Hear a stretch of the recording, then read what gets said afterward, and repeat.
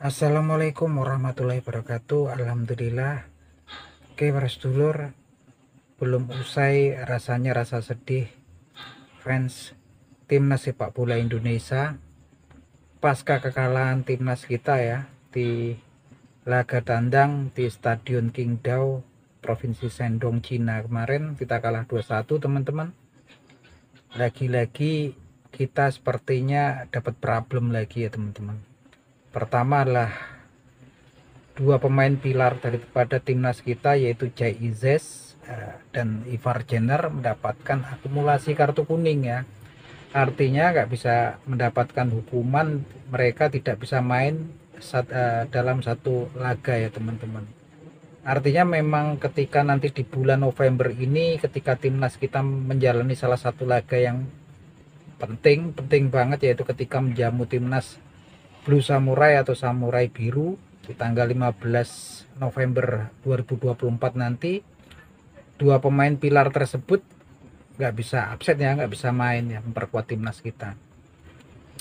Belum selesai itu pun kemudian ada problem lagi, yaitu Federasi Sepak Bola Bahrain ini mengajukan tuntutan ataupun gugatan kepada FIFA dan AFC, di mana mereka tidak mau melakukan laga tandang nanti di bulan Maret 25 Maret 2025 nanti.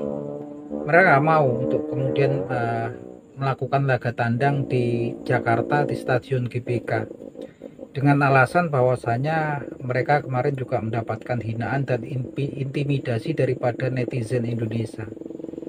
Alasannya yang mereka ingin menjaga keselamatan anggota timnas mereka dan staf kepelatihan mereka. Mereka menuntut kepada FIFA dan AFC untuk laga tersebut dilakukan di area yang netral, artinya di luar Indonesia teman-teman.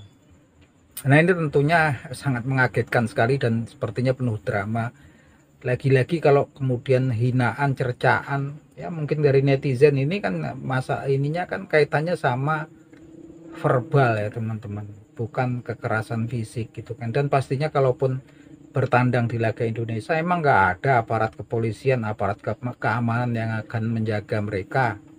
Tampaknya sepertinya mereka itu menganggap negara kita itu negara primitif atau negara barbar ya teman-teman. Ini aneh sekali, tapi memang patut kemudian kita juga PSSI menanggapinya dengan serius, karena memang bisa ditengarai, bisa saja gugatan mereka itu dikabulkan karena ketua AFC-nya saat ini adalah asalnya dari Bahrain ya teman-teman. Dan lagi-lagi kita nggak tahu gitu kan apa yang akan terjadi gitu kan. Yang jelas kalau sampai kemudian di laga tersebut dilakukan di tempat di luar Indonesia, di tempat netral gitu kan, ini sangat merugikan fans ataupun timnas negeri kita kan. Dukungan fans itu sangat luar biasa gitu kan. Juga utamanya untuk PSSI, income daripada revenue penonton yang akan masuk pun hilang sama sekali gitu kan kalau diadakan di luar Indonesia gitu kan. Yang jelas memang realisme kenyataan memang ketika berhadapan dengan tim-tim daripada Timur Tengah memang kita harus berhati-hati ya teman-teman. Apalagi kita nanti akan masih menjalani dua laga, yaitu laga ketemu Arab Saudi, kita menjamu di Senayan ya, di Stasiun Gelora Bung Karno. Juga Bahrain ini patut berhati-hati. Kemudian PSSI juga patut kemudian mencermati wasitnya ya, karena wasitnya sih idealnya seperti ketika kita jumpa China kemarin gitu kan. Ketika kita dari Asia Tenggara, Federasi Sepak Bolanya, Cina dari Asia Timur, wasitnya Omar Al-Ali itu kemarin dari Uni Emirat Arab, dari Federasi Sepak Bola dari Asia Barat. Nah seperti itu harusnya, bukan seperti ketika kemudian saat laga ketemu Bahrain kemarin. Bahrain ini negara Asia Barat ya, Timur Tengah, Mid East. Ketemu Indonesia kan kemarin dari Federasi Sepak Bola Asia Tenggara, harusnya sih wasitnya dari Asia Tengah atau Asia Timur gitu kan, apa dari Uzbekistan atau dari Cina. Justru malah wasitnya yang ditentukan dari FIFA itu wasit dari Oman ya, yang memang wilayah di Asia Barat.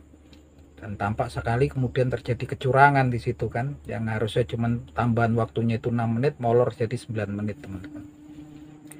apapun itu memang ini salah satu kejelian daripada PSSI, memang betul-betul harus jeli dari masalah-masalah non teknis seperti itu.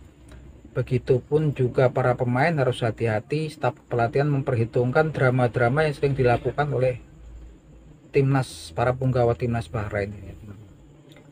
Dan juga kita juga patut evaluasi, sepertinya coach STY ini tampaknya kemarin di laga ketika berhadapan dengan China kemarin, saya juga ngerasa aneh gitu kan. Gimana nggak ngerasa aneh ketika kemudian pemain sekelas Messilger dan Eliano Reinders yang memang dikebut prosesnya untuk kemudian supaya bisa memperkuat timnas kita ketika berhadapan dengan Bahrain dan Cina. Bayangkan mereka yang seharusnya diambil sumpahnya itu di DPR RI di Indonesia dipercepat sehingga kemudian pengambilan sumpah mereka menjadi WNI itu dilakukan di Brussel ya, di kedutaan Indonesia untuk Belgia di Brussel.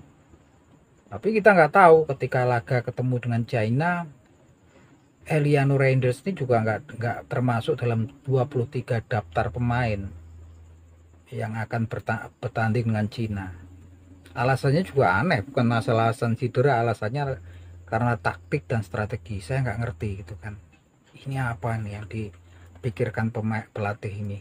Dan kemudian ketika laga krusial itu dia coba-coba racikan baru ya. Bayangkan posisinya Rizky Ridho yang ratingnya juga bagus di 3 laga belakangan ya, ketika jumpa Australia, Arab Saudi dan juga Bahrain gitu kan, justru kemudian diganti dipasang sama Kelvin Verdong yang naturalnya dia adalah wingback atau fullback kiri gitu kan, yang memang agresivitasnya luar biasa. Dari lini bertahan dia biasanya langsung membantu lini penyerangan. Ini dijadikan center back sama si Sintayong ya gitu kan. Dan posisinya Kelvin Verdong nih diisi kemudian oleh Zain Patinama, pemain yang dalam 3 laga terakhir itu nggak pernah main ini kan. Dan memang dia kan memang nggak pernah main dalam 3 laga terakhir, langsung dipasang di laga yang krusial.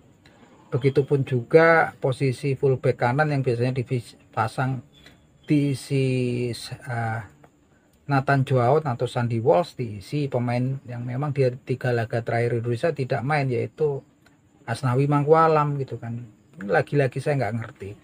Dan kemudian di midfielder yaitu Tom Hai yang memang di 3 laga terakhir Indonesia ratingnya bagus, justru nggak dimainkan, dipasang di situ Nathan Joaon gitu kan. Apalagi ini gitu kan, kita betul-betul nggak ngerti dagelan ini.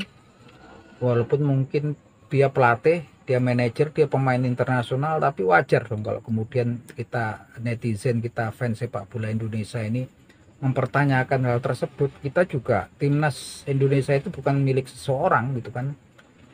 Timnas Indonesia itu milik semua warga negara Indonesia, dan kita punya legal standing pun untuk mempertanyakan hal tersebut. Dan saya pikir PSSI pun mungkin harus coba kalau kemudian melakukan hal-hal yang seperti ini, yang agak aneh seperti ini, wajar lah kalau kemudian PSSI melakukan evaluasi. Dan sepertinya nggak mungkin kalau nggak dievaluasi.